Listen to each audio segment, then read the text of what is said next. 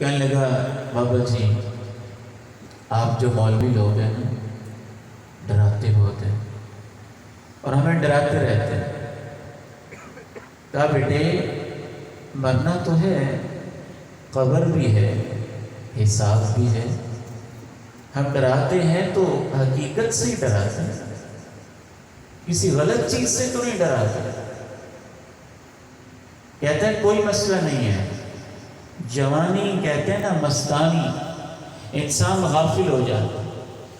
کہنے لگا بابا جی چھوڑیں ان باتوں کو، میں اگر قبر کے اندر جب گیا تو اس پورے علاقے کا سب سے مانا ہوا پہلوان میں ہوں، میں نے دایاں کندھا مارا تو قبر بھی کھل جائے گی اور بایاں کندھا مارا تو ادھر سے قبر کھل جائے گی۔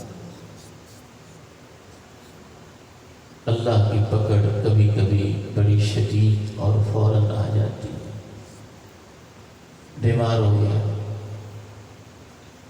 بستر کے ساتھ چمٹ گیا، پتہ چلا ابا جی حضور رحمہ اللہ اس کی بیمار کرسی کے لیے گئے، چارپائی پہ لیٹا ہوا تھا۔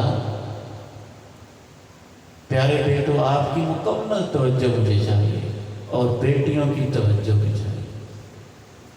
یوں لیٹا ہے، گبرو جوان ہے، جوانی کے نشے میں مست اور دھت ہے، اللہ سے غافل ہے، قبر کو کوئی اہمیت نہیں دیتا۔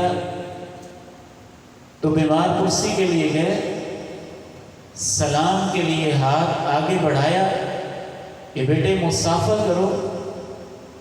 لیٹے لیٹے اس کی آنکھوں میں آنسو آ گئے، کہنے لگا معاف کرنا، میں ہاتھ اٹھانا چاہتا ہوں لیکن مجھ سے ہاتھ اٹھایا نہیں جاتا۔ اعلموا